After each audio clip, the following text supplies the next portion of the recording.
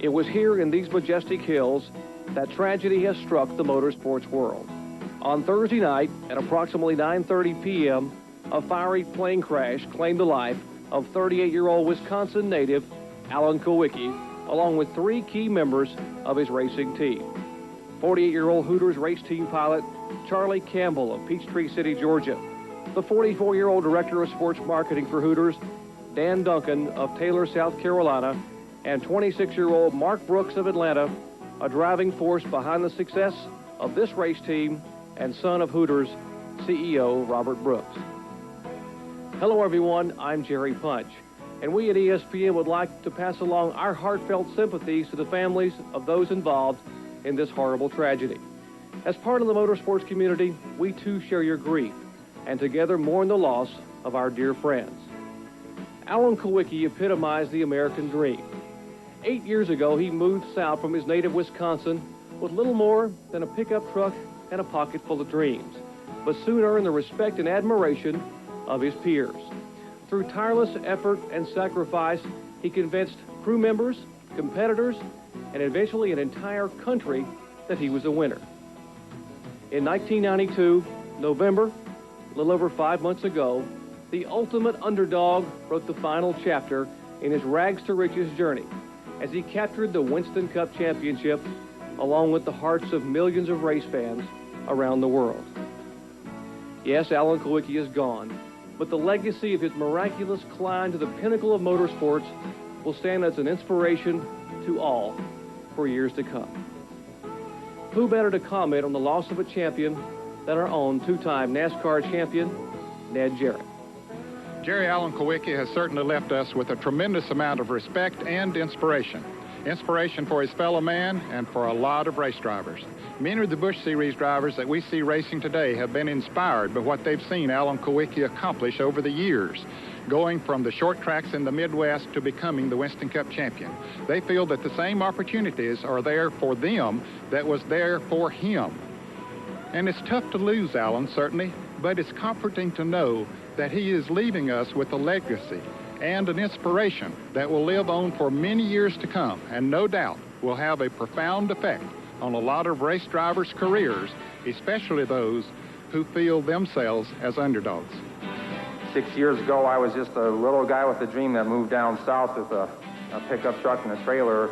After running a few NASCAR races and dreaming about it for 10 years, I thought, well, maybe I was ready to take a stab at it. What Alan Kulwicki did with that pickup trailer, 1 race car, 2 engines, and mostly volunteer pit crew and some financial help from Quincy's, was win the 1986 Winston Cup Rookie of the Year. Alan spent the next 4 years building his team practically 1 wheel at a time, so it's no wonder that in 1991, when he had no sponsor, he didn't bail out and go drive for another team like he had offers to do. He stuck with it because he felt a certain responsibility to the people who had helped him build his team. Lo and behold, Hooters comes along and gives the team enough money to compete competitively. And Alan Kulwicki and his team of underdogs winning the 1992 Winston Cup Championship will never be forgotten. I have been the underdog a lot of my career. You know, I didn't start out choosing to do it this way. It just sort of happened. And I started my own team out of necessity. And when there weren't any other offers, just kept building it up and got to the point where I just had too much invested in it, emotionally and financially, to give up on it. And, you know, there's more things to life than just money and getting paid money to win races and drive cars. And there's, you know, the goal is to win races and a championship, and there's a lot of satisfaction in doing it this way. And if I've been an underdog, or if I've been an example to a lot of the little guys out there, then I'm proud to fill that role. I hope that when 1993 is over, that people at Winston, the people at NASCAR, and the competitors all look back and say, we were proud to have him represent us as our champion.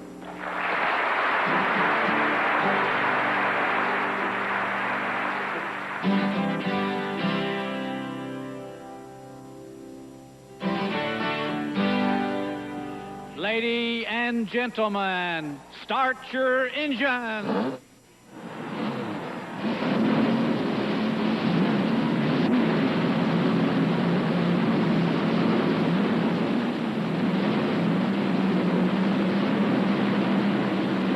it's time to race as we get set to watch other young drivers pursue their dreams.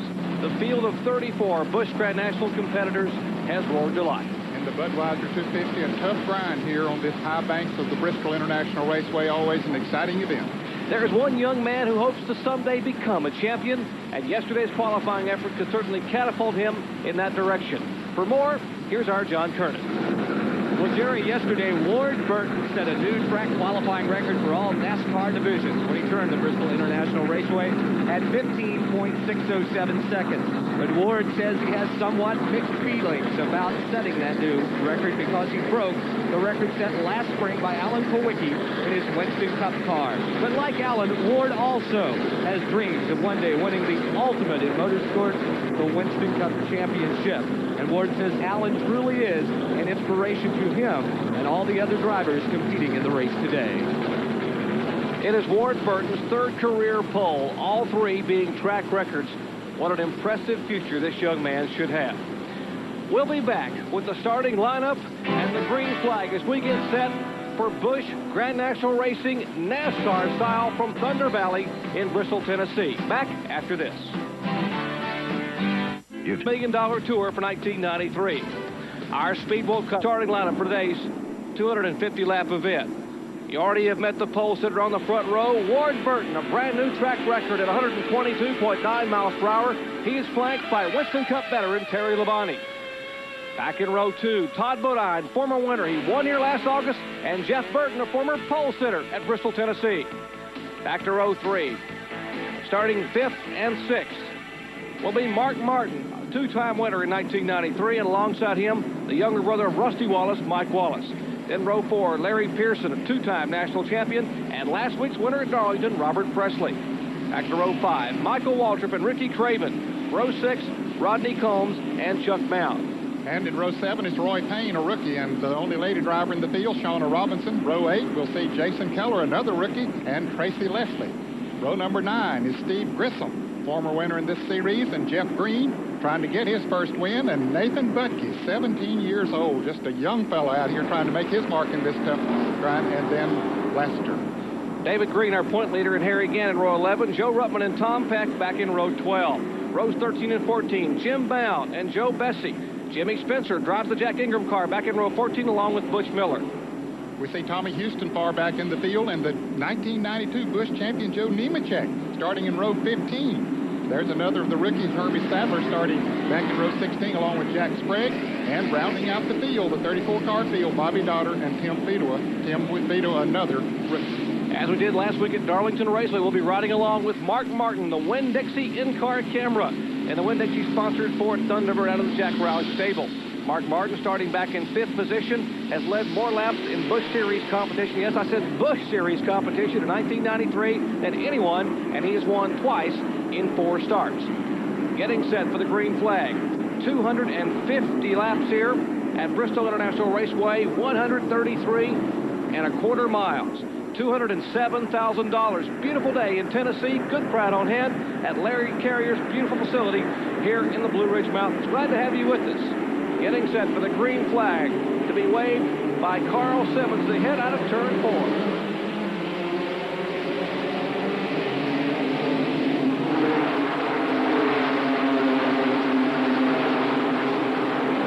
Trouble already. Larry Pearson gets tapped and spun into the inside wall. Caution is out on the very first lap. And a crash up here in turn 4 as well. A couple of cars spinning out of turn 4. And Roy Payne, the former ARCA Rookie of the Year, gets involved. Shauna Robinson, she spins. As those cars trying to get slowed down, get tapped from behind. Shauna gets the car back in line, as does Roy Payne. And now Larry Pearson trying to back his Chevrolet, the Stanley Tool Chevrolet, the Mac Martin-owned car, away from the back pit wall. Larry was not feeling well this morning. He has a flu, and Chad Little was standing by to relieve for him just in case he needed it, but he didn't get to go far enough to see if he was going to need it. There's the 36-year-old second-generation driver, Larry Pearson, sitting in that Stanley Tools Chevrolet Lumina. Let's see if we can take a look and see exactly what happened to Larry Pearson here just a moment ago at the green flag. Well, the cars are bumped up pretty tightly, Jerry, as they come off of turn 2. And it looks like, I don't know if he got a tap or if maybe he just got up a little bit high there and lost it. But anyway, he spun around down to the inside, hit the inside retaining wall. Well, it's hard enough to drive this track when you are feeling 100%. Larry Pearson, as you said, Ned, has had the flu the last couple of days, and it is considerably warmer today than it was yesterday, where the temperatures were hovering around freezing here with wind chills approximating 0. Well, it's a beautiful afternoon as we have the early laps trying to get green flagged at Bristol, Tennessee, as we're into the first caution flag of the day for a spin off of turn 2 by Larry Pearson. Back with more Busch Series racing after this. High above the Bristol International Raceway, our aerial coverage courtesy of the Family Channel blimp. Take a look at this half-mile track, 0.533 miles to be exact. The pole speed, a record 122.9 miles an hour, time 15.6 seconds. 250 laps, field separation is 1.3 seconds. A very symmetrical racetrack, one of the most exciting short tracks in all of America. Highlighted by those steep banks in both ends. Turns 1 and 2 bank 36 degrees, Ned. And even the straightaways are banked pretty well, too. 16 degrees on the backstretch here. That's as much as we see on a lot of other racetracks, 650 feet down the backstretch. Not much of a chance to catch your breath in 650 feet. Turns 3 and 4, likewise banked at 36 degrees. And you come roaring off of turn 4 to 16-degree banks in the front straightaway. And again, a very short front straight, symmetrical track at 650 feet. As we get set to roar back to the green flag, showing 5 laps complete, Ward Burton is our leader. And he's off to a little bit of a slow start. Here comes Budweiser up on the outside trying to take the lead, but now Burton gets some power and just bursts right back out in front. Ward Burton, one of just a handful of drivers, 4 drivers on Hoosier tires.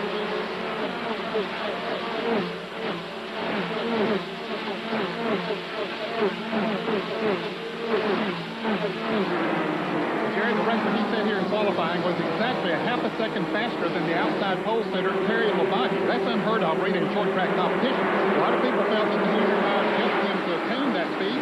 They were wondering how long, if they're soft enough to run that kind of a speed, how long will they run at the speed they're running in the race? Well, time will tell. They did a lot of testing up here and feel very comfortable with the tires. We know they're fast, but the big question mark, John Kernan, is will the Hoosier tires last? Well, Jerry, just before the race started, I talked with Ward. He said he was up here a couple of weeks ago with the Hoosier car and doing a lot of testing. They ran 50 laps on one set of tires. He said they didn't fall off that much, so he doesn't think he's got a problem. Right now, though, he may have a potential problem in the engine department. He has radioed in to crew chief Freddie Fryer and says he's having a motor problem, but he doesn't know what the problem is. So we will need to keep an eye on Ward Burton. We'll watch Ward Burton, but a good battle for 6th, 7th, and 8th spot. Mike Wallace in the car number 9, getting a challenge from last week's winner, Robert Presley, in the Alliance Training Center's Chevrolet. Presley makes the move, and now behind them, it looks like Michael Waltrip in the Pennzoil Pontiac will try to take the spot away. Well, he couldn't get under him going into the turn. This is the tough track pass on especially during the first race of the year. Oh, they get together, and Mike Wallace spins to the outside. Just a little bit of a tap from Michael Waltrip, and here's another car spinning down on the inside. Joe Ruttman almost head-on into the inside concrete wall and separates pit road. Ruttman spinning the car number 20. Tough break for the Fenalube Chevrolet driver, and we're seeing caution for the second time in less than 15 laps, all beginning because of a spin. I think he had a little help up there coming off turn 4. We're talking about Mike Wallace. Well, we're watching that race between Michael Waltrip and Michael Wallace. We'll look at it again. As they come off of turn 4, you can see very close running, and just a little bit of a tap gets the back end loose on Mike Wallace's car. He tries to correct it, and he shoots right into the outside wall. Michael Waltrip gets on by, but then Joe Ruttman apparently slows down. Somebody maybe taps him from the rear and shoots him down into the inside retaining wall. Let's look at a different angle. I'm not, let's see if Michael actually hit him. Talking about Michael Waltrip. I don't think Michael actually hit him. Let's see if we can see there. It looks like, oh, they're awfully close together. I do not think, I think really? We owe Michael Waltrip an apology. No. Michael did not touch him. Mike Wallace's car just broke loose back there. That's the Barry Owens owned FDP Brakes Chevrolet. And so our apologies to the Pennzoil team and Michael Waltrip. He did not touch him. It looked like it from the angle we had atop. That's why we have so many different cameras and can bring you the other angles. And so Michael Wallace has his car heavily damaged on pit road. But probably the more heavily damaged of the cars involved was the car that tried to spin to avoid that accident. And that is the Joe Ruttman machine. Yes, his car came off the high side of the track and hit pretty hard down on the inside retaining wall. Now, a minute ago, John Kernan said there might be a problem internally in the engine compartment of the Hardee's Buick of Ward Burton. John, let's check in with you. Well, Jerry, immediately after I found that out, Ward was running far enough in front of Todd Bodine to listen to the motor, and yes, it sounded like he was only running on 5 cylinders. They have switched ignition boxes. That has not helped it. They think that maybe they've broken a valve spring. Boy, if he's running that quick on a broken valve spring, I want to have a chat with his engine builder. We're in the early laps here at Bristol, Tennessee. 15 laps complete. Our top 10, Ward Burton showing the way here after 15 of 250 laps. Back with more exciting Busch Grand National Series racing after this. We had just gone back to the green flag racing in Bristol, Tennessee, and on the restart, Todd Bodine made a move to the outside, as it looked like Ward Burton's car was a little bit sluggish coming off of turn 4. Yeah, definitely didn't get up to speed. As a matter of fact, it's sluggish on the straightaway, and what John Kernan was pointing out there, apparently he is not up to full power, but boy, does that thing go through the corners. He is really flying through the turns. I doubt if he's even lifting much. They're pulling him on the straightaway, but then he picked it back up in the turns. Show you a minute ago what happened while we were just coming out of break. See, there's Todd Bodine making a move to the outside. Burton's car just not coming up to speed when the green flag fell, so he lost the lead. Pretty good battle back in the pack here for car number 14, Terry Labonte. That's 5th, 6th, and 7th. Labonte in 5th spot. 6th spot is Jeff Burton. And in 8th spot, now Robert Presley beginning to climb his way wall toward the front. Presley's car was awfully fast in practice this morning. Now we're back on the leaders as Todd Bodine running on his full 6 cylinders, having a tough, and with the spin here on the front straightaway is Tommy Houston in the Rosie Store Ford. He makes a 360 and continues on. No caution flag as Houston looped it around a la Joey Chitwood style. And he went a lap down. Lost a lap, got it righted, and headed back in the right direction, right beneath the flagman there. But no yellow flag. Here's the car number 98 of Jim Bound. Jim Bound, a pole sitter last year at Hickory Speedway, had some pretty good runs, running without a sponsorship in 1993. Take a look again at what happened to Tommy Houston just a minute ago. Well, as they were coming off of turn 4, he was in some very heavy traffic, Jerry, and the back end gets loose. Now, whether he had a little help there or not, don't know, but he just made a 360 and kept going, but the leaders were right there, so he went a lap down. Todd Bodine opening up about a 10-car length separation between himself and the second-place car of Ward Burton. Ward, our pole sitter, and right behind Ward, about 4 car lengths, is Mark Martin in the Winn-Dixie Ford Thunderbird. Here's Joe Bessie in the Auto Palace sponsored car number 97, a rookie this year in Busch Grand National Racing, and Jimmy Spencer in the car number 10. That's a car owned by Jack Ingram. Spencer trying to make a move inside of Bessie in turn 3. Contact, and they slam in the wall right behind the Butch Miller. Roy Payne is involved. Hermie Sadler got on the brakes. He may have escaped, but heavy damage. And Jimmy Spencer's car, actually Jack Ingram's car, being driven by Jimmy Spencer's, looks to be almost totally destroyed. The car is moving, though, down on the bottom of the racetrack. Well, it is. It's going the wrong way, but at least the engine is pulling it. And Butch Miller sitting up on the... Here it is again as they go into turn 3. And Spencer tries to go to the inside, and Bessie started to follow his normal groove around there, and they get together, and those other cars running so fast and so close, they came in there.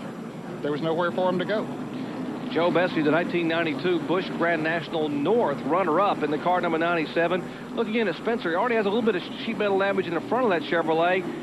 Left rear quarter panel of Joe Bessie, and they both go sliding in the wall. Butch Miller, the car number 75, the Charlie Henderson-owned car, had nowhere to go. The track completely blocked. He had to be running at, over 115 miles an hour when he slammed in there. Good move by Hermie Sadler to miss it. Look again now from the Family Channel blimp at what happened. Okay, it looked like there was room for Spencer to go under him there, and he took that opportunity, but Bessie made his normal line into the turn like he would if he was running by himself, not knowing that Spencer had stuck his nose up under there, and the contact was made, and away they went. Tough break for Joe Bessie and Jimmy Spencer. Both cars running extremely well. Spencer was coming to the front in a hurry. He had qualified back in 27th position. You see the fluid running from beneath Butch Miller's car. Take a look at Butch Miller. They're 40 years of age. The Food Country USA Oldsmobile. That car based right here, right outside of Bristol, Tennessee, owned by Charlie Henderson. The a car that had won previously in Busch Series racing. That car has won here at Bristol a few years back with Rick Wilson driving. A lot of fluid leaking from beneath that machine as we are under caution for the third time today. We are still in the early laps here at Bristol, Tennessee for the Budweiser 250 Busch Grand National Series race. Glad to have you with us on a beautiful day in Tennessee.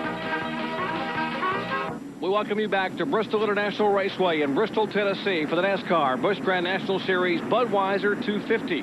We are showing 31 laps, make it 32 laps in the books, and we already have 3 caution flags for heavy damage. Folks, welcome to Bristol, Tennessee, one of those high bank, exciting racetracks that certainly lives up to its reputation. Well, there's always a lot of excitement on this racetrack. You can see the caution there. Now, just ahead of what we were watching when this happened, Jimmy Spencer trying to make a move on Joe Bessie on the inside going into turn 3, and Spencer dives in there, a little bit of an opening, but Bessie closes the door going into the turn. So we had seen what happened there. Butch Miller came in, got involved. Roy Payne was involved. There's Butch Miller hitting hard. There's Roy Payne in the blue and white car number 27.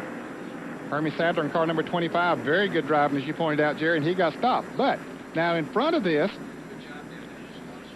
Nathan Budke was having a problem. Up at the top of your screen, the white car veers abruptly across the racetrack, tags the concrete. Now take a look at the action going on behind him over to the right top of your screen. That's the incident in turn 3 as the Nathan Budke car comes careening down across the racetrack, the young rookie driver. So there was action at 2 different turns at the same time. And neither had nothing to do with the other. It's just coincidental that they happened, one in turn 3 and the other one in turn 4. NASCAR safety crews continuing to clean up in turns 3 and 4, so we'll take a break while we're under caution, get a commercial in, and come back with some more exciting green flag racing NASCAR style from Thunder Valley. Our aerial coverage of Bristol International Raceway, courtesy of the Family Channel Blimp. The Family Channel Blimp measures 132 feet in length and has a capacity to accommodate up to 4 passengers along with the pilot. 5 if you don't take the pilot, but we wouldn't recommend that. 4 plus the pilot, and they're on a 1993 Goodwill Tour, and they will be visiting a number of major sporting events, and we are happy to have them right here in the Blue Ridge Mountains of Tennessee, hovering over Bristol International Raceway. Once again, watch this from the blimp high above. Watch the car number 25, Hermie Sadler, the rookie driver, come in and get through this mess, Ned. There's Butch Miller coming in the car number 75, hitting hard, but here's the black car of Hermie Sadler, the rookie, right in the middle of it, gets the car stopped, has the presence of mind to wait till they split, and then just drives away. Well, I tell you, a rookie, that's pretty impressive. Young man still on the lead lap. Hermie Sadler started back in 32nd spot, just 23 years of age, out of Virginia. The Virginia is for lovers Oldsmobile, the car owned by Don Beverly. He said they liked the number 25 because next year, the 25th anniversary of that slogan in the state of Virginia. Hermie Sadler doing a heck of a move there early on. Let's check in with John Kernan. Well, you know, Jerry, talking with Hermie, all the success that he has had this year so far, he says it's because of the crew, because of Don Beverly and those guys. They really know how to set that race car up. Gives him a lot of confidence because he knows he needs a lot of lap time on these racetracks. Basically, he's only seen them on television before. But I tell you what, that move he made right there shows that he's going to be one heck of a race car driver, and he is learning his lessons well every week. There are 6 rookies in the field, John. He is one of them. And what a great crop of rookies they've got in Busch Series racing. We talk about the Winston Cup rookies with Kenny Wallace and Bobby Labonte and Jeff Gordon. But what about the rookies they've got here in Busch Grand National Series competition, Ned? They had a total of 10 to sign up for Rookie of the Year honors. Only 6 made this field here for today, but they are very, very impressive. Still under caution at Bristol International Raceway. We'll have more green flag racing in the Budweiser 250 when we come back after this. Stay with us. And a good crowd on hand under clear skies here in Bristol, Tennessee at Bristol International Raceway. They're getting set to enjoy, as you are, more exciting Busch Grand National Series racing action. Todd Bodine, our leader, young man who won here at Bristol last August, picking up his 4th career win, his 3rd in the 1992 season. They will double file restart, unlike the Winston Cup cars. In Busch Series racing, the fast cars will start on the inside line, the slower or lap cars starting up high. Here's the Ford Thunderbird pace car, pulling down off the 36-degree banks in turn 4 as they head to the green flag, once again being weighed by Carl Simmons. And once again, the car number 2, the Hardys, Buick of Ward Burton off to a very slow start. The car just simply won't take off too good. Let's go to Tiff and John Kearney. Ned, right now they think it may not be a valve spring. They think it just could be a plug wire. So what they hope to do is run to the halfway point, catch a caution at that point in time, come in, check the plug wire. Now you may say at home, why didn't they do it during that caution period? Because of track position. We've seen what's happened with the wrecks and the like. They need to stay up front. And they also say the car is handled it perfectly. That's what is enabling Ward to keep them running in the third spot right now. Well, certainly the car is handling perfectly, John. I don't think I've ever seen a car go through the corners like that car is here at Bristol today. And with a plug wire missing, he's got a V5, not a V6. He's running on 5 cylinders. So with 5 cylinders, he's running second here in a very competitive race. Or actually third right now, as Mark Martin is taking the second spot away. Well, he just hopes there aren't too many cautions, so he doesn't have too many restarts, because he loses the position on each restart. Once he gets up to speed, he can do okay. But now he's having a little bit of trouble with Jack Sprague. Sprague outruns him on the straightaway. Now he gets around him in the turn.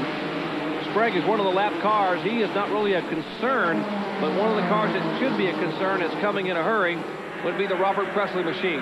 Here's a battle between Tracy Leslie in the car number 72, Harry Gant behind him in the Buick, and Jason Keller, one of the rookie drivers.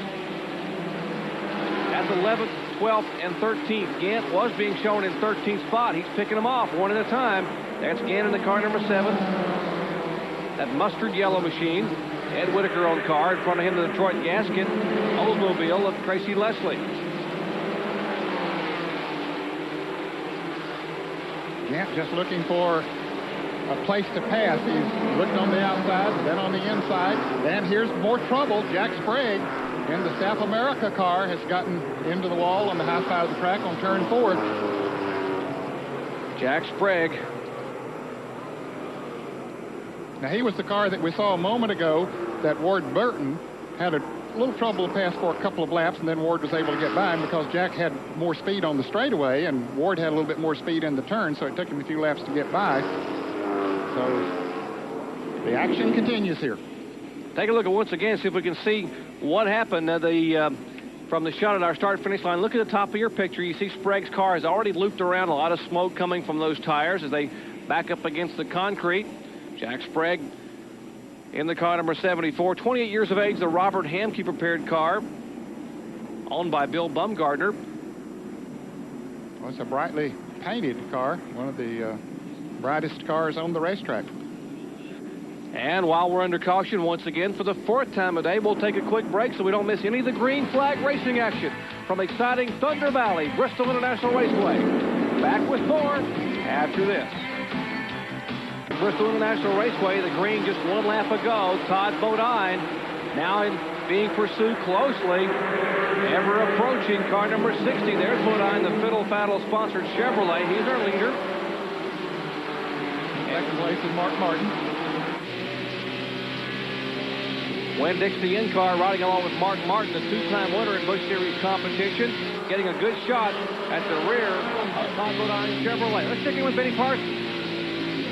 Jerry, I just talked to Steve Milkucci on Mark Martin's car and asked him, I said, can you handle a 34? He said, not right now. We need to run 40 or 50 laps on the green flag because the car is set up a little bit too tight. But under extended runs, they think it'll be okay. But the way the caution flags are falling out, we may never run 50 laps in a row.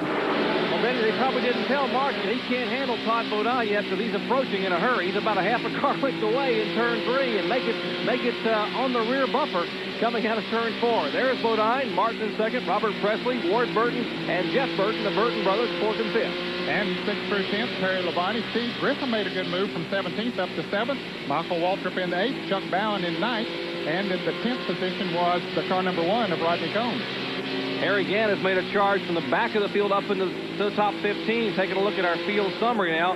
Some of the cars now minus 6 laps. That's Mike Wallace involved in an early incident. And, of course, Jimmy Spencer has parked the Jack Ingram Chevrolet being involved in an incident. Larry Pearson and Joe Ruttman, along with Jim Bound, have also parked it in the garage area. Mark Martin really working on Todd Bodine right now. You can see out from his windshield what he's looking at. Looks like Todd's car might be a little bit wiggly there at one portion on the racetrack, Jerry, but that's not uncommon on this racetrack. He is saw in that wheel inside. That is Mark Martin. He looks pretty smooth. Actually, we were talking a minute ago about watching Todd Bodine. We got an in-car with Mark Martin. You can see him from up close. He looks to be very cool and relaxed, sitting there saying, I got this young man right where I want him. They pulled away about a half a straightaway for Robert Presley, who was in third. Presley got by Ward Burton on the restart.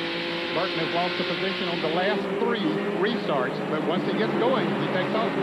Mark Martin realizes he needs to pass for the lead very soon because they will be approaching a lot of traffic. As you see from above, just in front of these cars, there is a tremendous amount of traffic. There's Robert Presley back in third spot, as Ned mentioned, has gone around Ward Burton, but even with just 5 cylinders on that car, he's hanging pretty tough. And Jerry, look how much Robert Presley is able to pull a 2-car on the straightaways. Now watch him when he comes off the turn, he'll pull away for a little bit, not as much that time as he did the lap before as he run in on some traffic.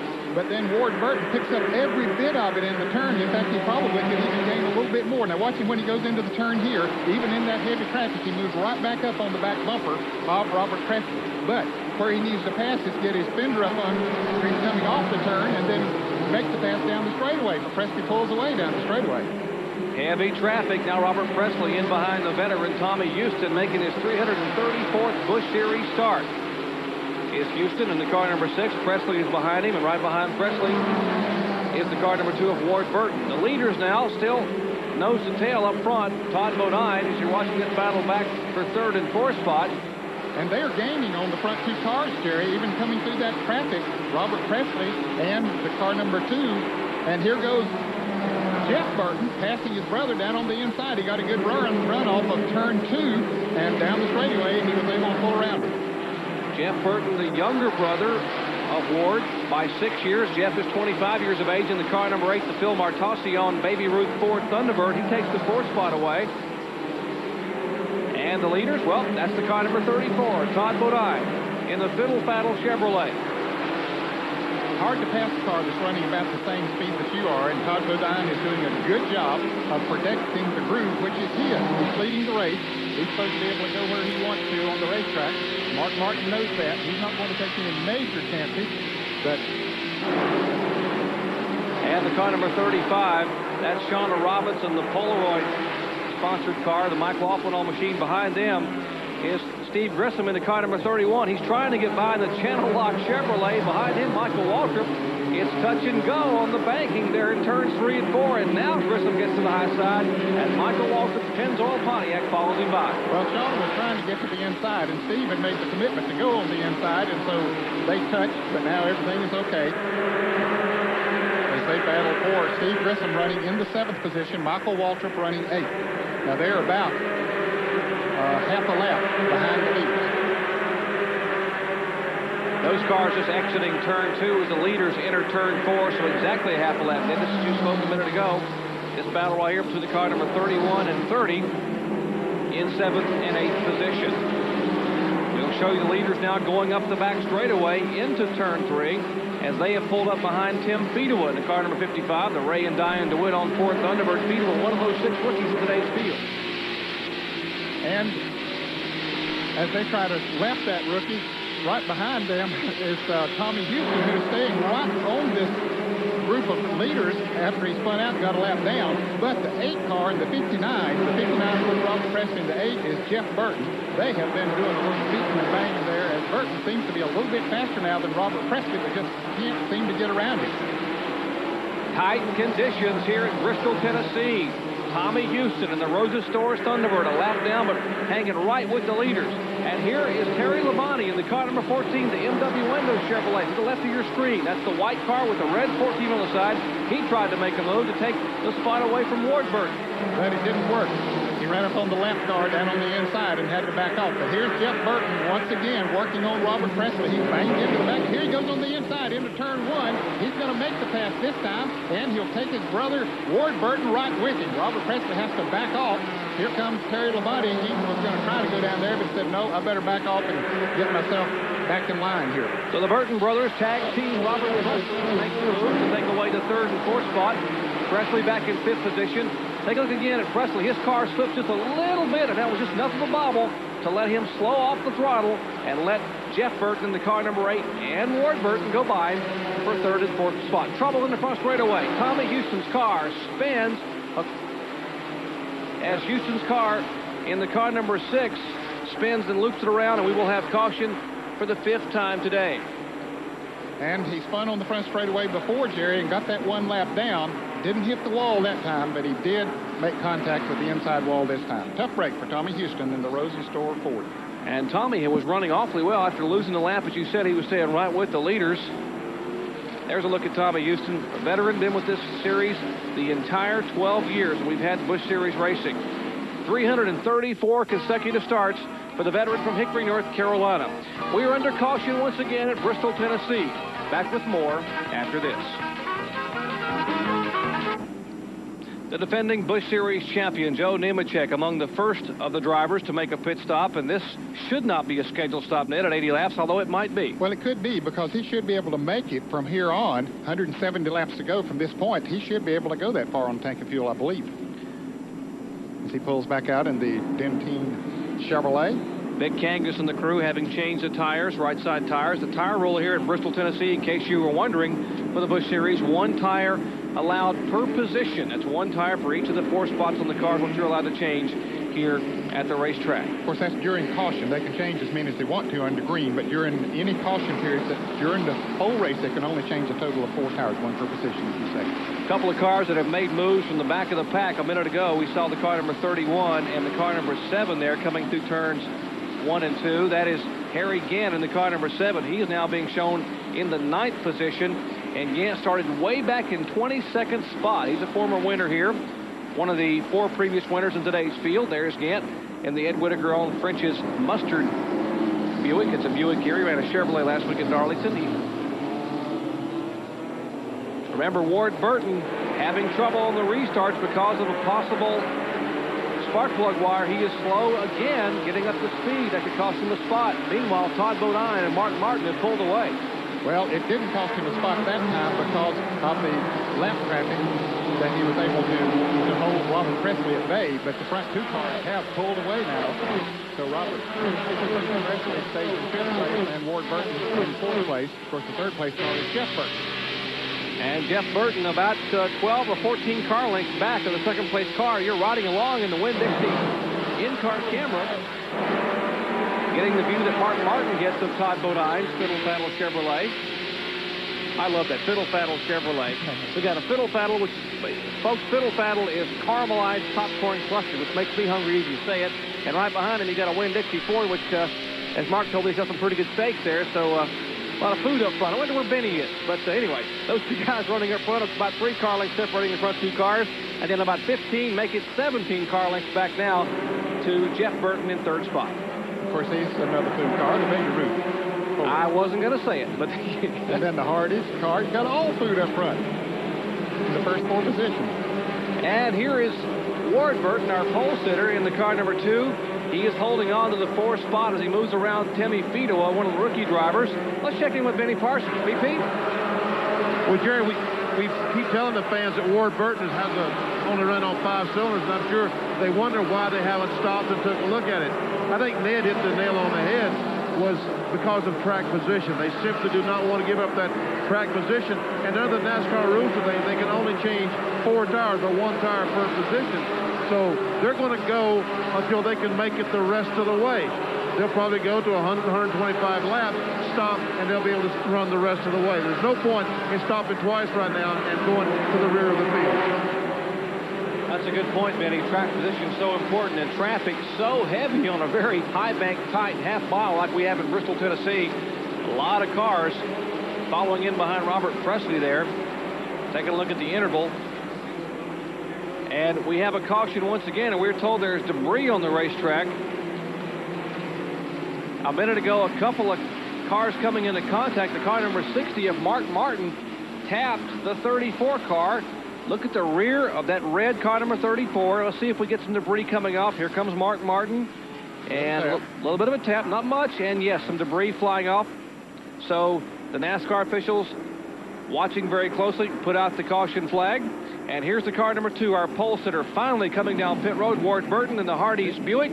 Let's check in with Benny Parsons. Well, no, Jerry, he's not coming in. They were talking to him. Everyone jumped up on pit wall, and when he got to the entrance to pit road, he just simply went on by. I don't know if there was some mix-up or he's going to come in the next time. If he does, we'll be here. Well, the green flag was waving, so pit road was definitely open. Now, whether they were confused on that or not, we'll see if he comes in the next time around, or maybe they recalculated those laps, Benny, and decided, well, we need to stay out there a little bit longer before he does come in. So we're about 30 laps away from the halfway point. The crew jumped up on the wall with their bright Hardee's uniforms and waved, and it looked like Ward was going to make the entry, and he was down on the pavement and suddenly off the concrete, but stayed on the racetrack. So we were expecting to see him bring that Hardee's Buick down pit road, and he did not come in. I think it's still the same situation, Jerry. There are still 19 cars in the lead lap. If he comes into the pits, he's going to be behind all of them. That track position is going to be not very good for him, and the action that we've seen has happened in the back part of the field. Let's go to the pits and John Kernan. Guys, this is the debris. I guess the NASCAR official handed it to me. I'm supposed to go take it and throw it in the trash. It's a piece of metal. It's cut out. Let's see. It's kind of gray. There's some yellow on here. Obviously, maybe a little contact with Michael. Maybe Harry Gant out there. There's some red in here, too. Hey, Ned, you can take a look at this.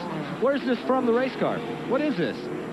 Well, it's part of the back bumper, I think, that goes over the taillight section, maybe is what it looks like. That it's a piece of aluminum that maybe they put on over the taillight section. That's what it looked like to me. I don't know. John, we've been told that you have 2 options. You could throw it away, or when Todd goes by, you can run out and staple it back on the car, which whatever you choose. Now I'm looking at Todd. Todd's rear bumper seems to be okay. Well, maybe it's off the front of Mark's car then. Yeah, maybe so. But I'm at a loss for words. Now that's a rarity. Oh, thanks, Ned. You've heard it first here, ladies and gentlemen, as we're under caution here for the 6th time. We haven't even got to 100 laps yet at Bristol, Tennessee. Boy, I love the short tracks. I love short track Busch Series racing, NASCAR style, particularly here at the High Banks in Bristol, Tennessee. Getting set for more green flag racing. 93 laps in of 250, which comprise this Budweiser-sponsored NASCAR event. Todd Bodine trying to pick up where he left off last August, winning here at Bristol. He is leading right now, getting a challenge from Mark Martin's Winn-Dixie Ford Thunderbird.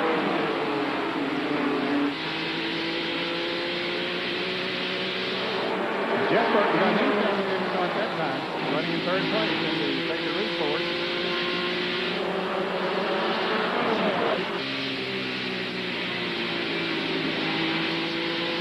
Riding along with Mark Martin inside the Winn-Dixie Ford. You don't get much of a chance to take a breath here. You're in the bank. Now coming out of the banking. 650 feet of straightaway as we will ride 1 lap here on this extremely high bank at Bristol, Tennessee. Takes about 15.5 seconds, and that is not much time for 1 lap around this racetrack. Under race conditions, they run about 16.20 to 16.30. So from within the car, in Mark Martin's viewpoint, watching the leader, Todd Bodine, will take you upstairs to the Family Channel blimp. About 1,000 feet over the racetrack, it will give you a shot as they are watching the race up there. Pilot Steve Tomlin and the folks at the Family Channel providing aerial coverage of this Busch Grand National Series event. Front 2 cars, Todd Bodine and Mark Martin.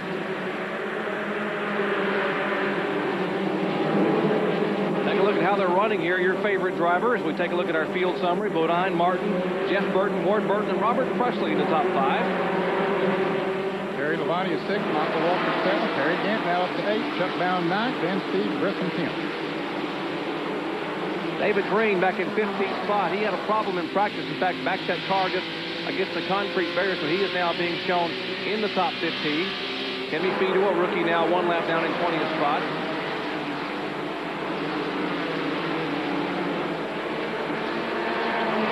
Joe Betsy is out. Jimmy Spencer out. Those 2 cars involved in the same incident. Here's Mark Martin trying to make a move, but he couldn't quite do it. He got a nose up under Bodine coming off the turn, and he just couldn't quite do it. 1 car spinning, trouble. That is Tim Fido up in turn 3. And the Ray and Diane DeWitt on Ford Thunderbird. Vito, a rookie driver, and he's trying to keep the car on the banking, but at 36 degrees, it's hard with the car sitting that direction. The rear of the car wants to slide down a little bit. Now he's getting ready to back the car. He sees Jason Keller's car coming by. There is a good look at Tim Fedewa in the race scan Ford. You can see he's already in a spinning mode coming off of turn 2 all the way into turn 3. Boy, he took a lot of spins, Jerry, getting to that point. Didn't hit the wall too hard, it didn't look like, on the outside. Now, here it is again. A couple of cars goes by on the outside as he spins down on the inside and eventually goes up the banking a little bit. Fans in the backstretch got a heck of a show there. He did it 2-3-60, didn't touch much. Pit stops coming up right now. The leaders are coming in, excepting Jeff Burton. Here's Todd Bodine's fiddle faddle car. Let's check into the pits with John Kernan. John? Well, Jerry, Todd Bodine is in for a 4-tire change. They also are going to add 2 rounds of wedge. He had told crew chief Clyde McLeod earlier, there you see the adjustment in the right rear, that the car was running a little bit loose. Let's go further down pit road. Mark Martin's pit, Benny Martin.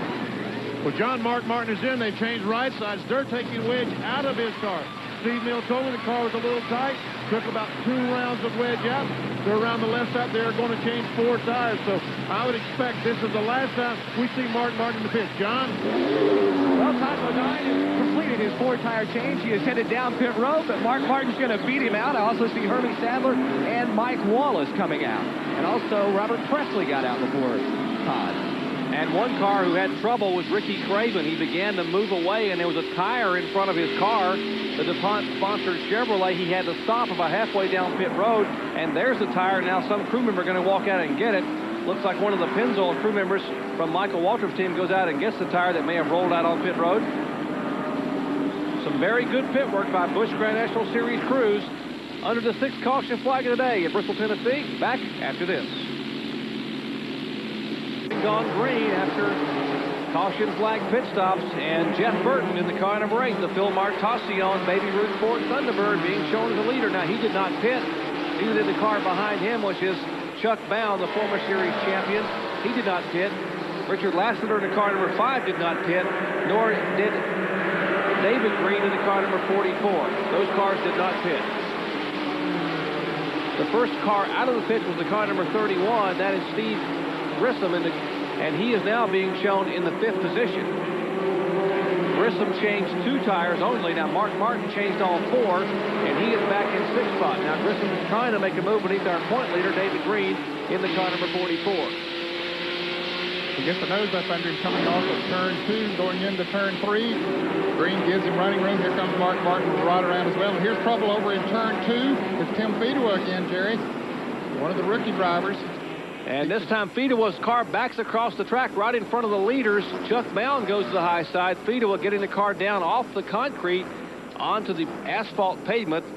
The black strip there, and the young man who has run so well in a couple different series, a former Artco Rookie of the Year in '89, a 1991 ASA Rookie of the Year, and now a rookie in Busch Series competition. He is having a tough day here on the high banks at Bristol. Take a look again as you see one car coming against the wall. It looked like Fedewa there as he was trying to get the car. Car spun sideways. Benny Parsons? Yes, Jerry, it all started in turn 4.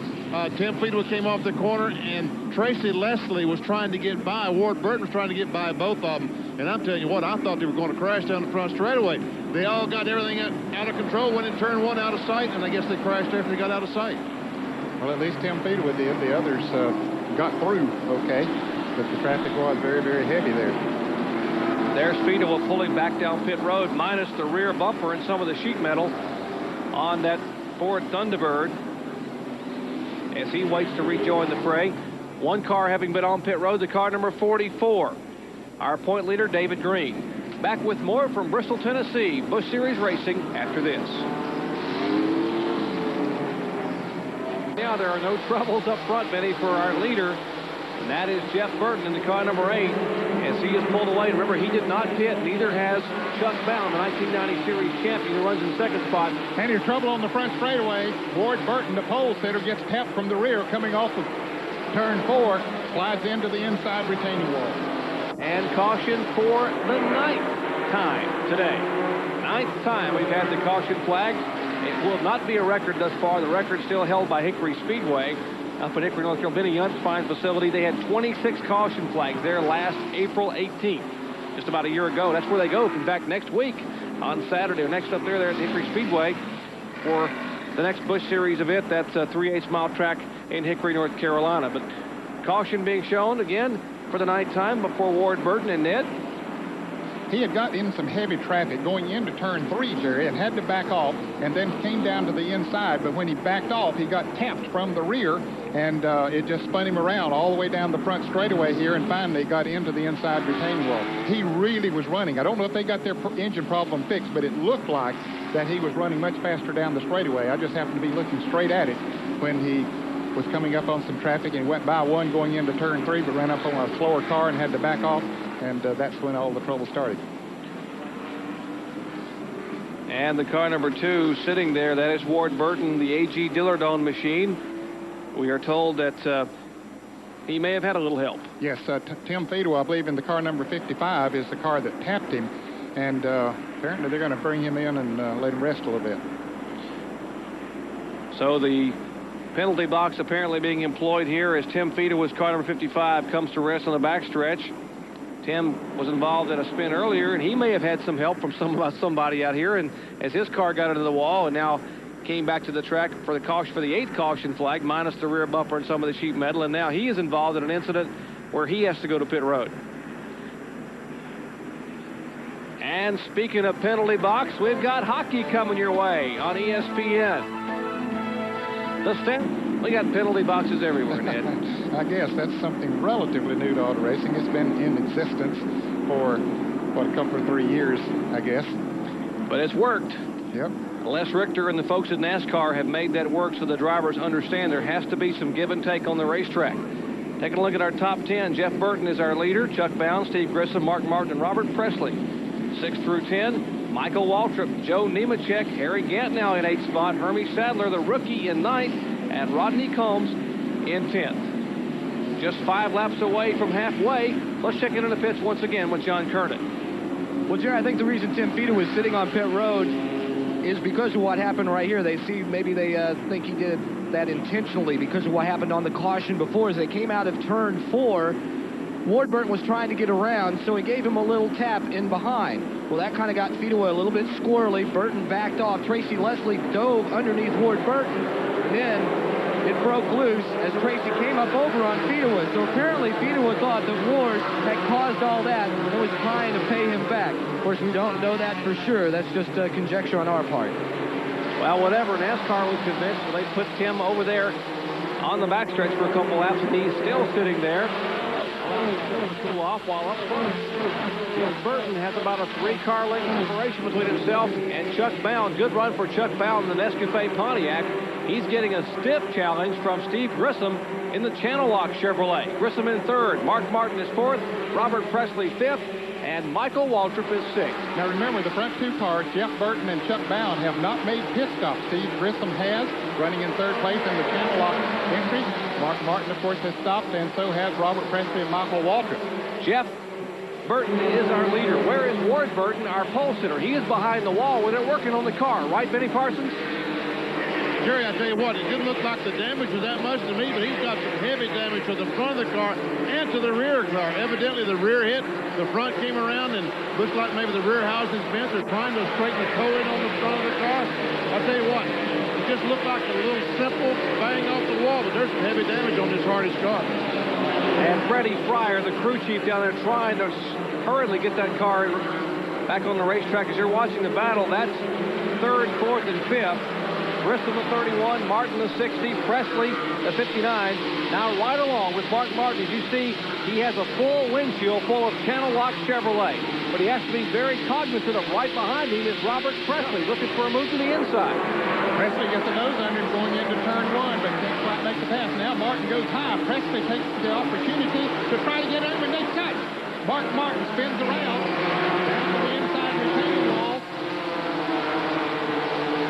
And Martin's car taps the wall. Thus, we have not seen a yellow flag. We have seen no caution flag as Martin's car spun, tapped the backstretch concrete retaining wall, and now his Winn-Dixie Ford, you see him from above there, from the blimp shot, is limping slowly back behind the wall. Contact between Mark Martin and Robert Presley.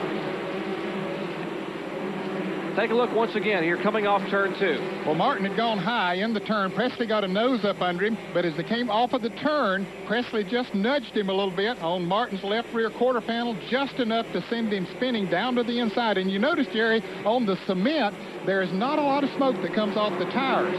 Now, normally, if this would be asphalt, you would see a lot of smoke, and the drivers behind him might have had a wreck. We see very little smoke there until he gets down on the asphalt. I tell you, Mark did a heck of a job. The car looped around. He could have hit the wall head on. He jumped back on the brakes. And now we have major trouble here in the front stretch as 3 cars are involved. Whoa, good move by David Green to keep him tagging the backside of Todd Bodine. Todd Bodine was involved there. Jack Sprague, you can see heavy damage on his car. Of course, he was involved earlier in an incident. Caution is out now. For the 10th time, Carl Simmons waves the yellow flag. Carl Simmons is going to get the Ben Gay Award for waving that right arm all afternoon with the yellow flag. Let's take a look and see if we can see what happened this time. Well, a couple of cars already spinning out. There's Todd Bodine in the red car, and I believe that was Rodney Combs in the white car in front, as they apparently got together coming off of turn 4, and of course it all culminated down in turn 1. Different angle looking at it from turn 1. It was Rodney Combs in the car number 1. His car spins. The car number 74 involved Jack Sprague. Good move by Todd Bodine and David Green in the 44. And for the first time that in a while, the former series champion Chuck Bound has the Hubert and Jeff Hensley prepared Nescafe Pontiac at the front of the field. We're under caution for the 10th time today at Bristol, Tennessee. 134 laps in the books. Back with more after this. Back at Bristol, Tennessee, the Budweiser 250 at Bristol International Raceway. High atop with the Family Channel blimp shots. Looking now inside with Mark Martin. We'll show you his troubles just here a moment ago. First, Robert Presley gotten on the inside of it, as you can see, as he spins around and hits the inside retaining wall. And the green flag just being waved to Chuck Bound. And by our record, this is the first lap that Chuck Bound has led in 1993. He is the 1990 NASCAR Busch Grand National Series national champion.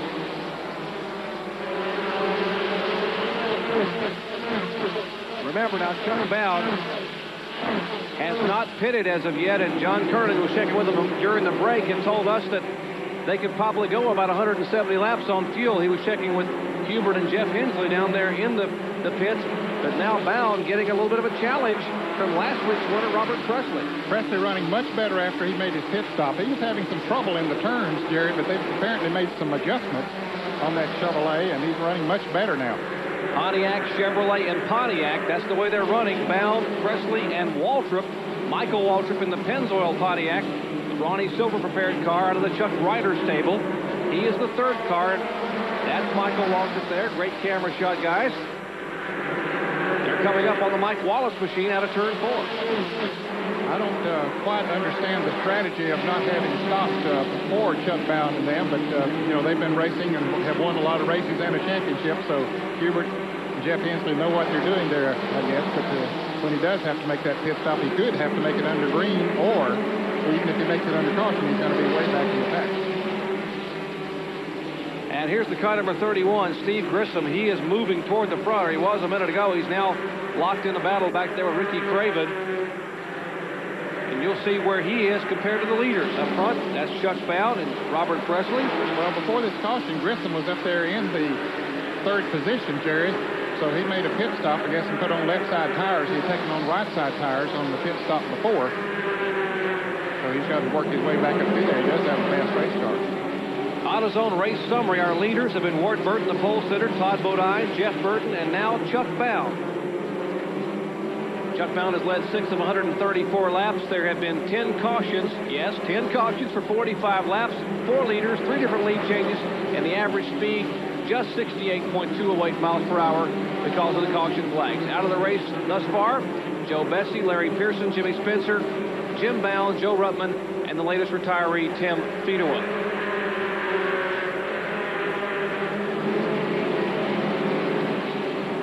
Boy, Jeff Burton has got himself in some very heavy traffic, but he's on fresh tires. He made a pit stop, and he's really having to work his way through here. That's the white car, the number 8. Has to be very careful. Remember, those fresh tires so much quicker than the heated tires, so he has to be very careful not to dive that car into the corner and run over someone. He moves up on Jeff Green in the car number 16.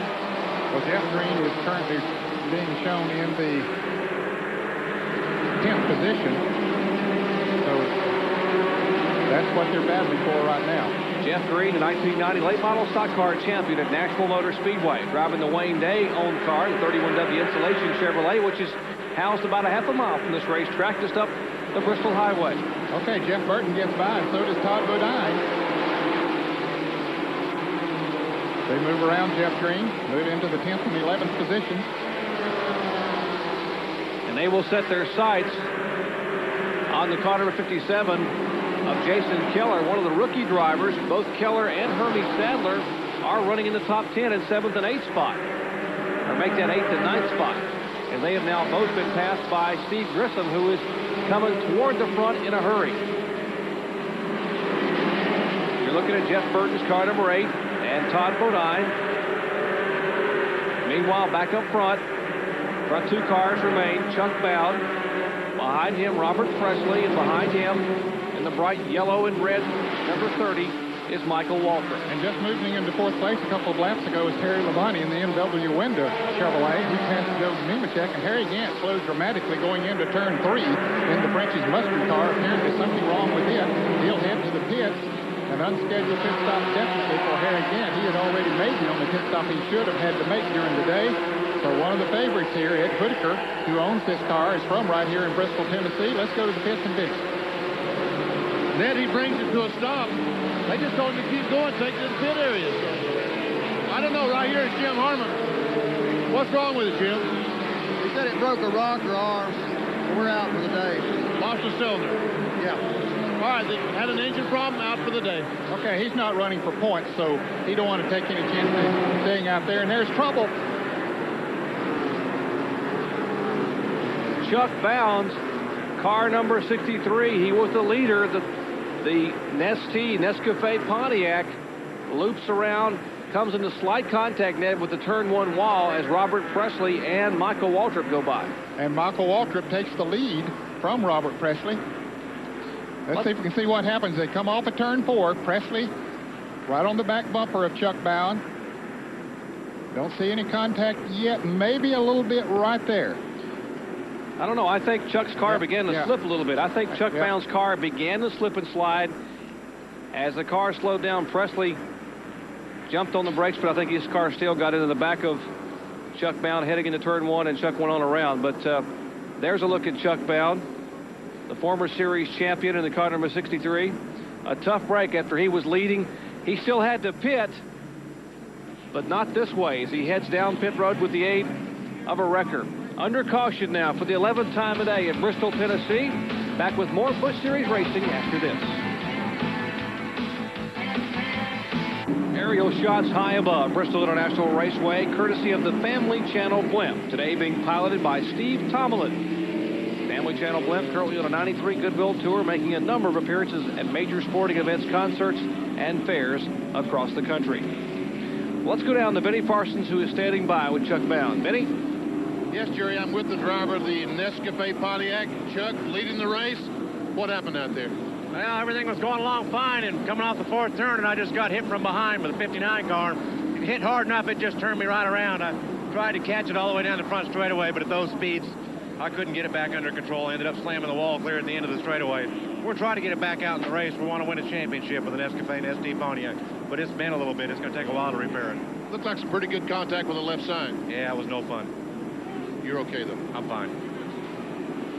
Okay, guys, he's okay, but... well, that answers that question. That answers the question we were trying to see up here. Looks like he did get a tap from Robert Presley's Alliance Training Center Chevrolet.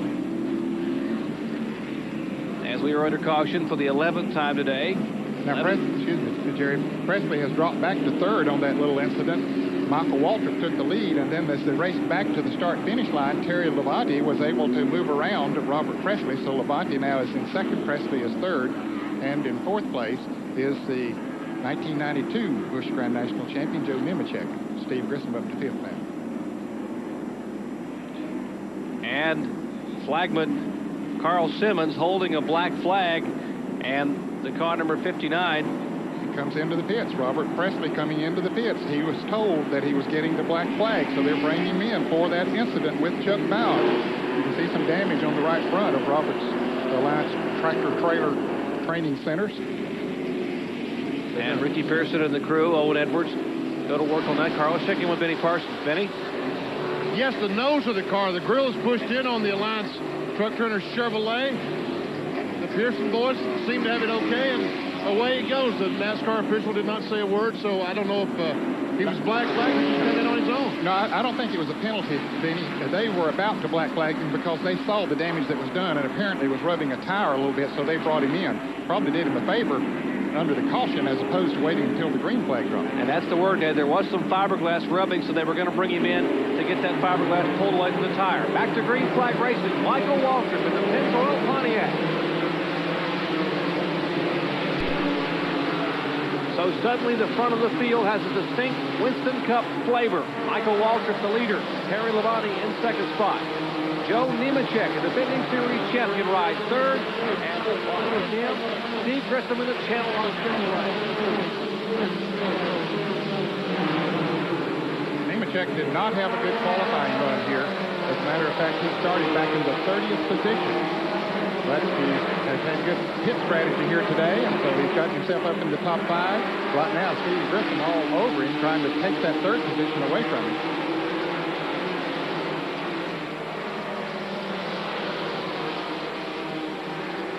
The white car just at the top of your screen, the fifth place car, good one for a rookie driver. That is Jason Keller. You see him in the screen as the battle now for third spot. Steve Grissom moves to the inside of Nemechek. And now Keller pulls right in behind him, along with Jeff Burton and Todd Bodine. Yeah, Keller wanted to, while that hole was opened up, he wanted to dive in there, but he couldn't quite make it on the inside of Nemechek. Nemechek filled the gap very quickly. He knows that the inside of the racetrack is the place to be. He didn't get to be the champion for nothing. Now we'll see if Steve Grissom can run down the two leaders, Michael Waltrip and Terry Labonte, as Labonte keeps the pressure on Michael Waltrip up there. You can see the distance there between first and second and the third place car. There's Jason Keller, car number 57, as he's holding down the position early in fifth spot, trying to hold off Jeff Burton. Burton gives him a little tap up there in turn 2. Keller holds the line. That's Burton, the car number 8, the Baby Ruth car. He is 6th. Behind him in 7th spot will be Todd Bodine.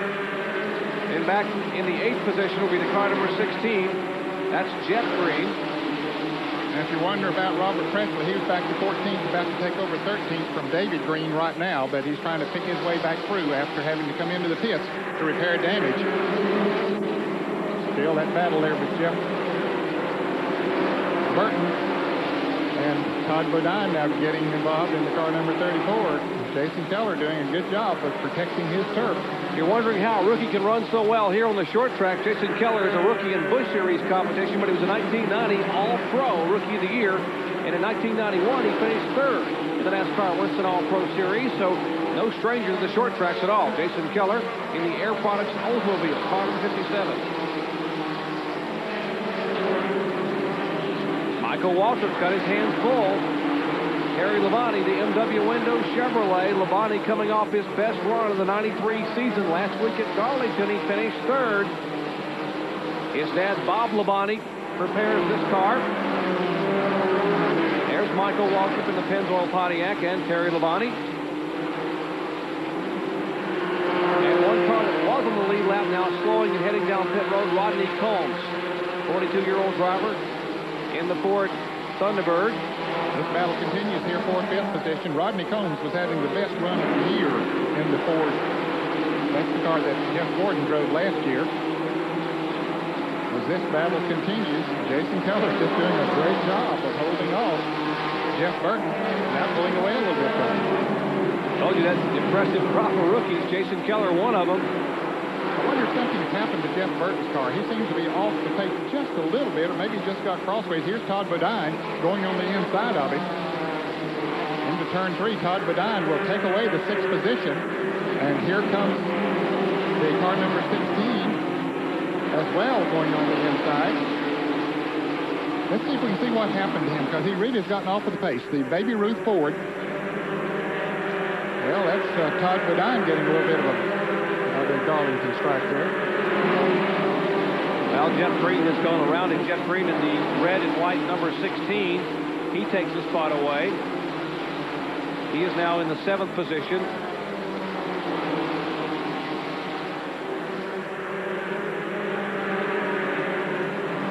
Boy, the leaders are in heavy traffic here. They maneuver around, but Terry Labonte keeps the pressure on as they move around Mike Wallace. They just passed a couple of cars on the last lap. They come up on cars so quick here. They're coming up on Tracy Leslie in the Detroit gasket entry. He moves to the inside, gives them plenty of racing room, so Michael goes by on the outside. Just 70 laps to go here, and we mentioned that Jeff Burton's car did not appear to be handling that well. How about it, John Turner? Well, Jerry, it's not a handling problem. They are having a motor problem. I guess you could say it's all in the family today. He just came by moments ago, and it sounds like he's also running on 5 cylinders. So a problem in the motor for Jeff Burton. And a tough race for his brothers Burton here at Bristol, Tennessee. 108.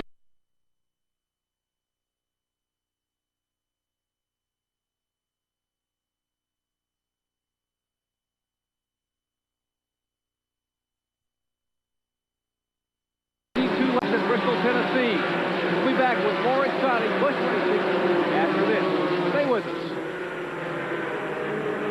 188 of 250 laps. Michael Waltrip showing the way. Terry Labonte in second. Steve Grissom third. Joe Nemechek, the defending series champion, fourth. And Todd Bodine is fifth. 6 through 10, Jason Keller, Jeff Green, Jeff Burton, Hermie Sadler, another rookie, and Ricky Craven is 10th currently.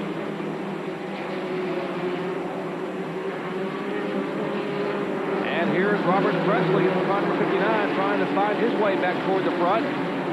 He is currently being shown in the 10th position after making that pit stop to get some fiberglass or some sheet metal pulled away. And now some debris bouncing around on the racetrack. And yes, that came off the 10 feet of a car, and NASCAR saw it and put out the caution flag immediately. Let's see if we can see as the yellow car comes at you. Let's see if we can see that piece come off. Yeah, there it is. Comes off right down the front straightaway. Well, that's great. That may be the best camera guy we've got. That is a speed shot camera, folks, and it sits there. It is actually taped or bolted to the wall, so that camera does not move. And we actually sort of call that camera Elvis because it isn't there. But then again, it is there.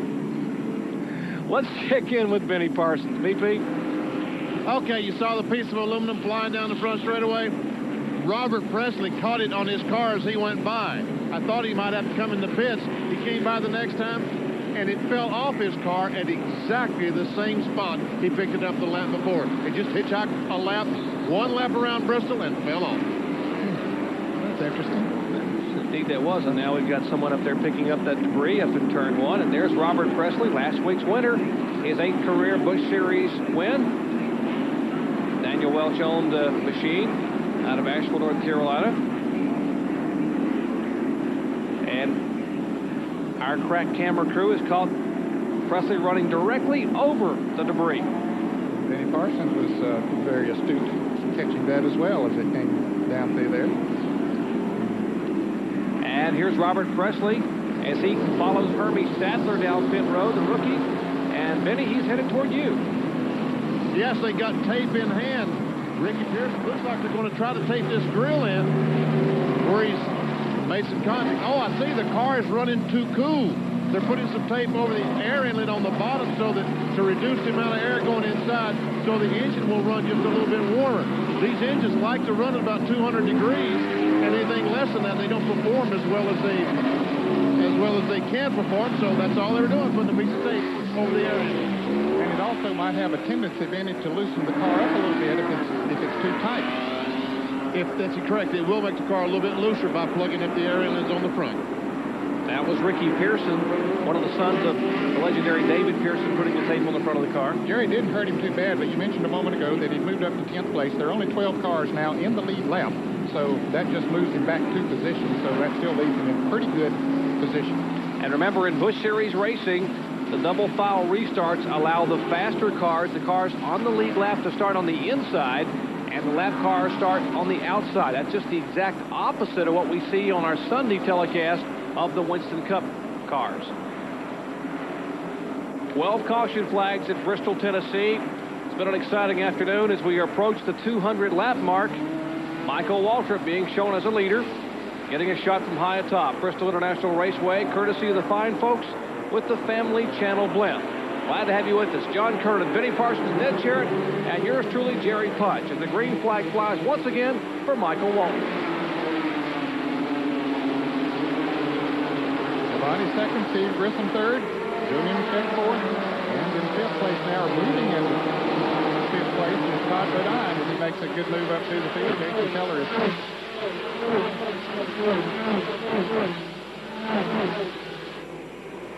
Michael Waltrip has 5 career Busch Series wins. His last victory came right here on ESPN last September in Darlington.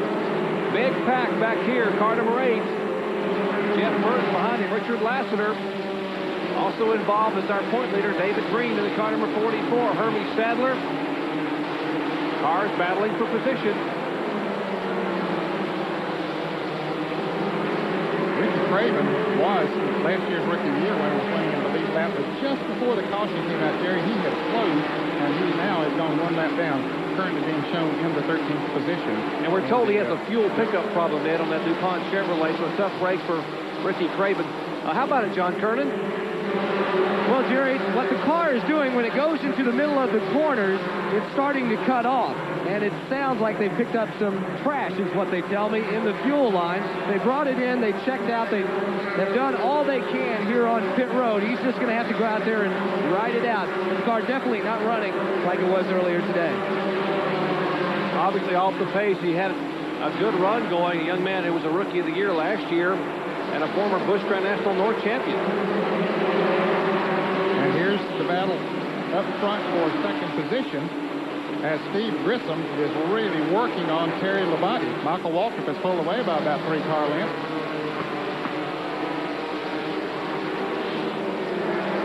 Good run for Steve Grissom in the car number 31.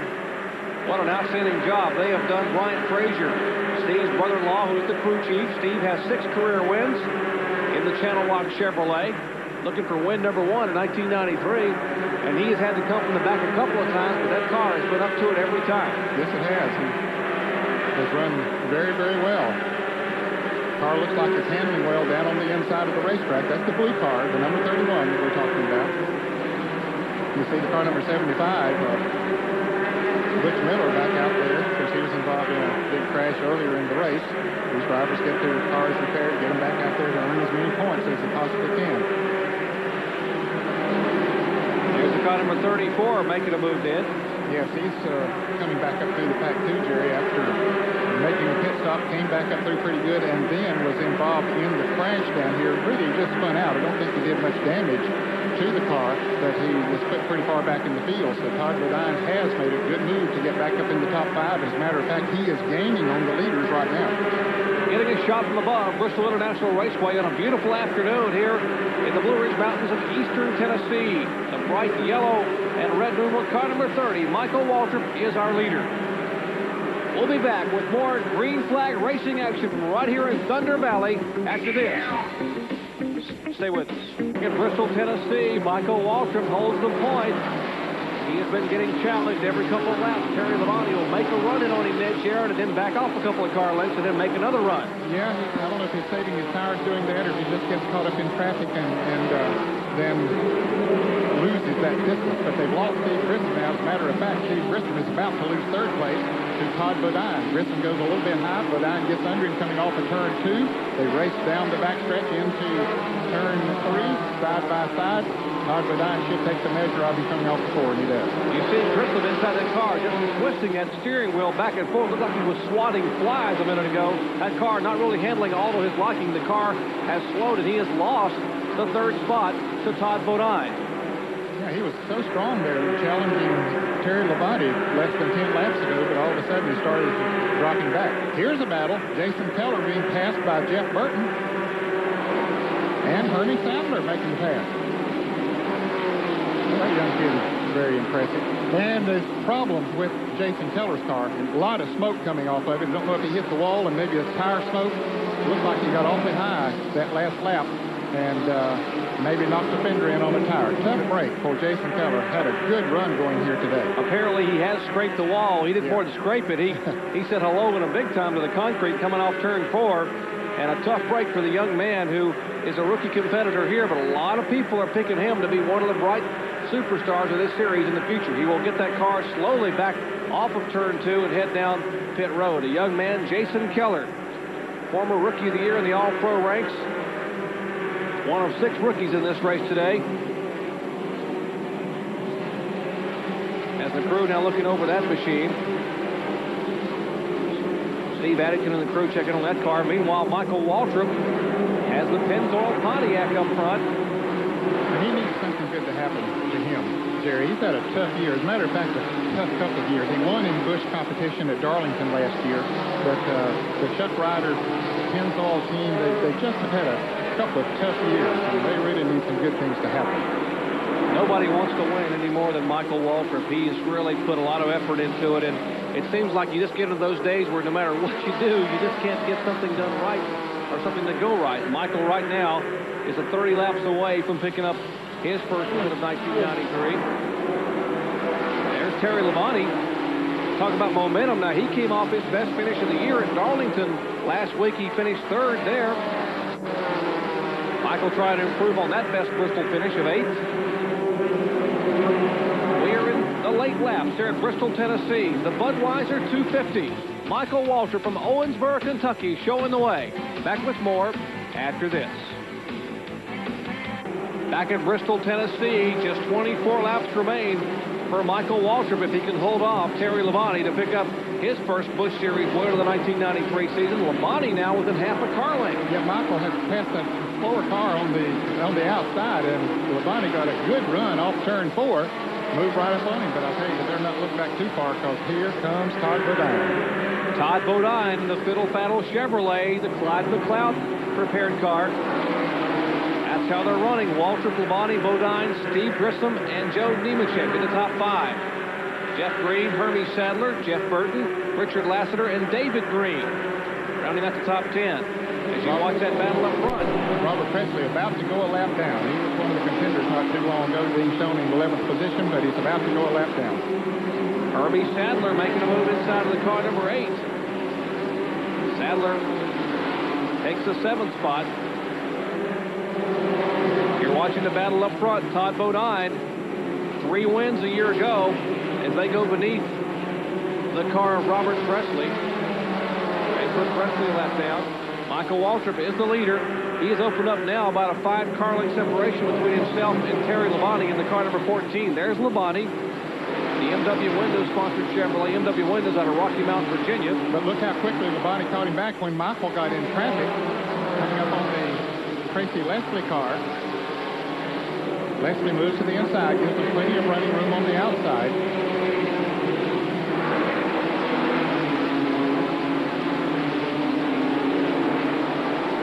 Now Michael opens it up once again.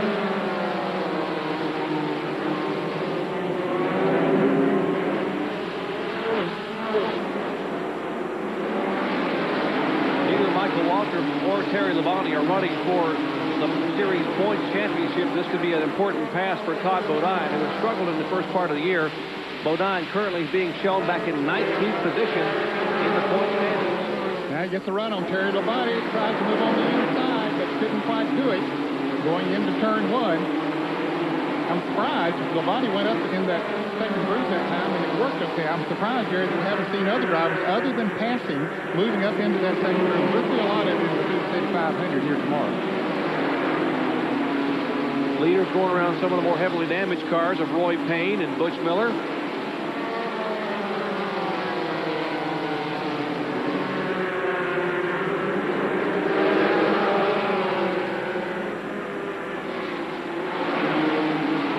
good, tight Busch Grand National racing here at Bristol, Tennessee.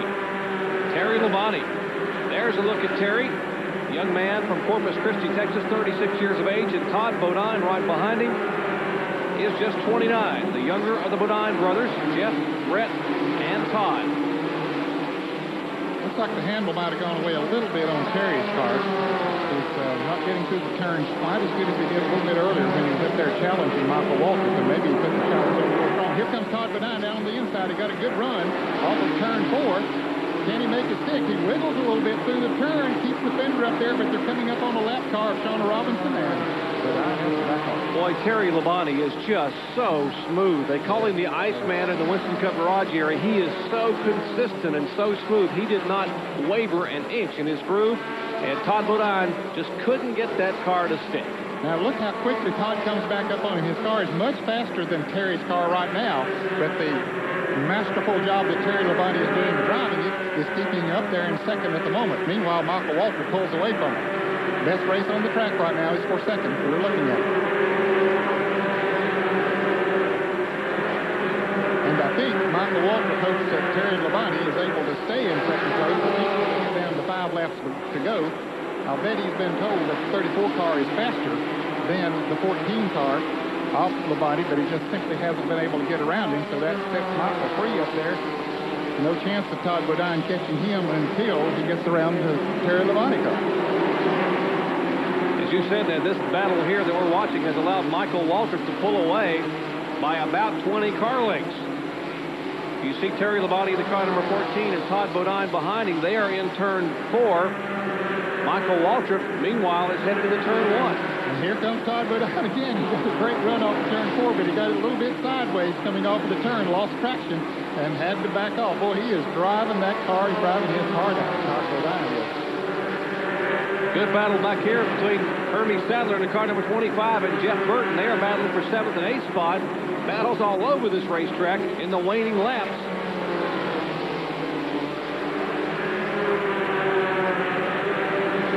Up front, Michael Waltrip. Just picking them off one at a time as he catches them, moves around the Tom Petty car, keeps it down as low as he can on the inside. Just 5 laps to go. 5 to go. He has 5 career Busch Grand National Series wins. This will be his 5th start since his last win coming on ESPN at Darlington. And whoa, Hermie Sadler and Jeff Burton mixing it up. And Sadler, just a rookie who is impressing a lot of people. And here's the battle for second spot. Now it's going to heat up in a hurry. Todd Bodine looks to the inside of Terry Labonte. Labonte holds the line up on the banking. 4 laps to go. It'll be 3 this time. I'm wondering if Terry Labonte maybe has lost a cylinder. He seems to have lost power on the straightaway. He's doing okay in the turns. I mentioned earlier that maybe the handle had gone away, but look on the straightaway. Todd Bodine is able to pull up on him, but Labonte then holds him off in the turns. Whoa, trouble here in the front stretch. One car gets tapped from behind. Richard Lassiter gets a tap. A battle now back as Lassiter's car has spun off the racetrack. No caution flag. Lassiter, another car spins in front of the leader. And Terry Labonte is spinning around as Tommy Houston has spun up there in the turn. Caution and white is out right now for Michael Waltrip.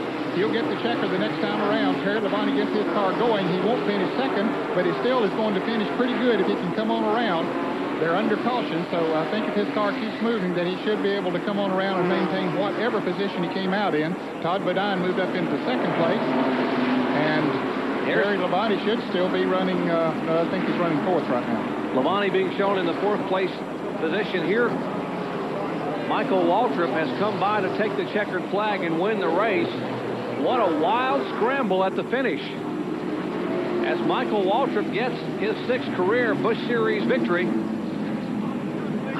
I'm not sure they understand what happened, but John Kernan knows that there's one happy crew there, and that's the Michael Waltrip one. John? Well, Jerry, one of the crewmen told me after Michael took the lead that I couldn't stand in the pits during the rest of the race. He was afraid I'd bring him some bad luck. But, Ronnie, you guys had to really survive a lot of crashes out there today. Good job overall. It looked like a good Saturday night short track somewhere, didn't it? But it's awful fast here, I tell you. I'd like to thank Chuck for letting us come back to Bristol. We didn't get to come here last year, and we always had bad luck here, so it was time. Michael always ran good here. This Pennzoil Pontiac's had a tough couple of days. He wrecked it yesterday practicing after that long, cold rain and snow flurries. And I'm just proud that he could win the race.